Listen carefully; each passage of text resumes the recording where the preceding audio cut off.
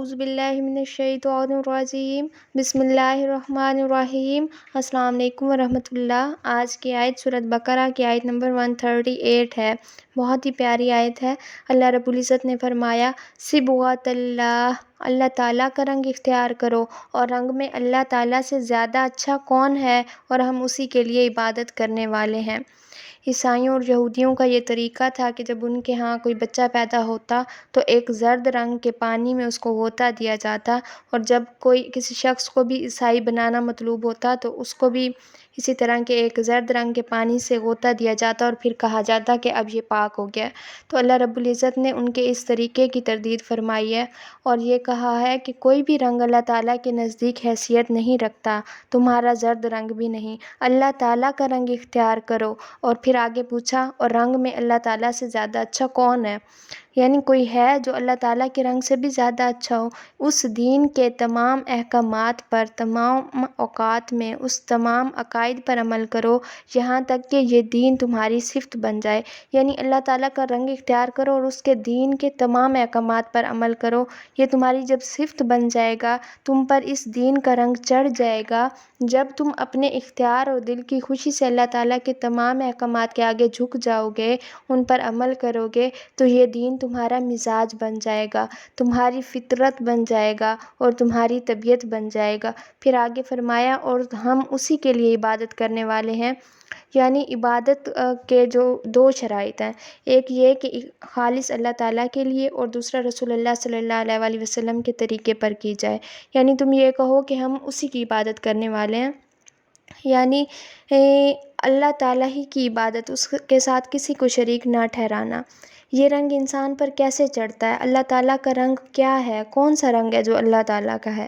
یہ رنگ اللہ تعالیٰ کے دین سے چمٹ جانے سے چڑھتا ہے، دین کو مضبوطی سے پکڑنے سے، اس کا علم حاصل کرنے سے، اس پر عمل کرنے سے، اس کے دین کے پیغام کو پھیلانے سے، اس کے دین کا کام کرنے سے انسان پر اللہ تعالیٰ کا رنگ چڑھ جاتا ہے۔ ہم ہر ایک سادہ سی مثال یہ کہ کسی بھی شخص کو دیکھ کر جب اللہ یاد آ جائے تو سمجھ لیں کہ اس پر اللہ کا رنگ چڑھا ہوا ہے، یعنی ہماری زندگی میں بہت سارے ایسے لوگ ہوتے ہیں جن کو دیکھ کے یہ خیال آتا ہے کہ یہ تو اللہ کی بات کرے گا، تو ان کو جیسے ہمارے ٹیچرز ہوتے ہیں، کوئی بھی ہوتا ہے ایسا جو ہم سے اللہ کی بات کرتا ہے، جو ہمیں کبھی بھی ملتا ہے تو اللہ کا میسیج دیتا ہے، جس کو دیکھ کے ہمارے دماغ میں فوراً میسیج کلک ہوتا ہے کہ اللہ کی بات کرنے والا شخص، تو اس پر اللہ کا رنگ چڑھا ہوتا ہے۔ اللہ کا رنگ ایمان سے چڑھتا ہے، جب دل میں ایمان پیدا ہو جاتا ہے نا تو پھر اللہ کا رنگ بھی چڑھنے لگ جاتا ہے انسان پر۔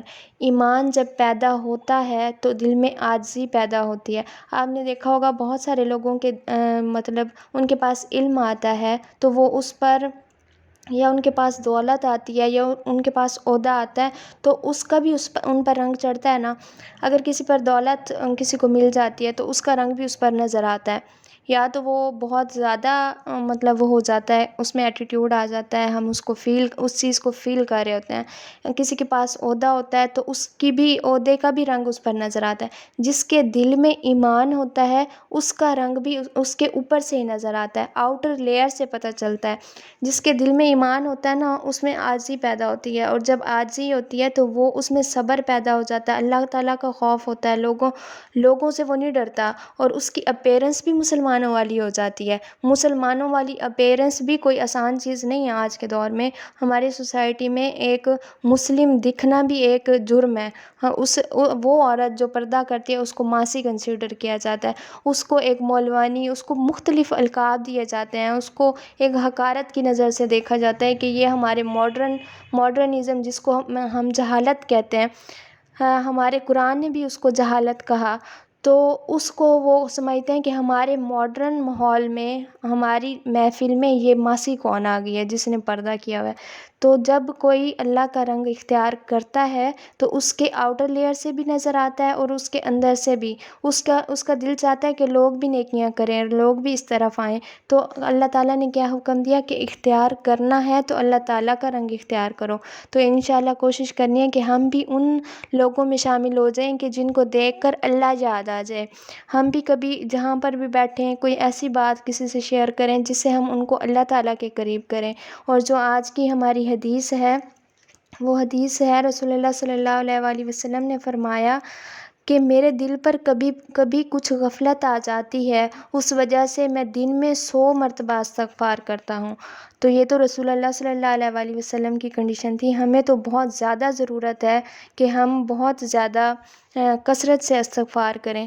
تو جو آج کی سنت ہے وہ بھی یہ ہے کہ جب رسول اللہ صلی اللہ علیہ وآلہ وسلم کو کوئی خوشی ملتی تو آپ فوراً سجدے میں گر جاتے۔ آپ نے دیکھا ہوگا جب کرکٹ کا میچ ہو رہا ہوتا ہے تو وہاں پر اب ہمیں یہ مناظر نظر آتے ہیں، ورنہ موسٹلی ہمیں دیکھنے کو ہی نہیں ملتی یہ چیز۔ تو یہ مناظر صرف کرکٹ کے میدانوں تک نہیں رہنے چاہیے، ہمیں بھی جب خوشی کا کوئی موقع ہو یا کوئی بھی خوشی ملے تو ہمیں بھی چاہیے کہ اللہ کے حضور سجدہ کریں، کیونکہ شکر جو ہے وہ نعمتوں کا محافظ ہے۔ جب ہم شکر کرتے ہیں تو وہ نعمت جو ہمیں ملی ہوتی ہے وہ ہمارے پاس محفوظ ہو جاتی ہے۔ تو اگر اللہ رب العزت نے فرمایا نا لَإِن شَكَرْتُمْ لَأَزِيدَنَّكُمْ، اگر تم شکر کرو گے تو میں تمہیں اور زیادہ دوں گا۔ اگر ہم چاہتے ہیں کہ ہمارے پاس نعمتوں میں اضافہ ہو تو ہمیں چاہیے کہ ہم اللہ تعالیٰ کا شکر ادا۔ تو آج کا جو پریکٹیکل پوائنٹ آف ویو ہے وہ یہی ہے کہ آیت سے ہم نے سیکھا کہ ہم نے اللہ کا رنگ اختیار کرنا ہے۔ ہمیں بھی دیکھ کے لوگوں کو فیل ہو کہ یہ مسلمان ہے، یا ہمیں بھی دیکھ کے لوگوں کو اللہ یاد آئے۔ کوشش کرنی ہے ہمیں اپنی اپیرنس کو ایسا بنانا ہے کہ ہمیں دیکھ کے لوگوں کو اللہ یاد آئے۔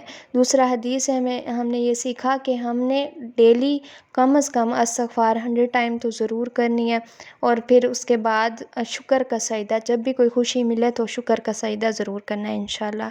السلام علیکم ورحمۃ اللہ۔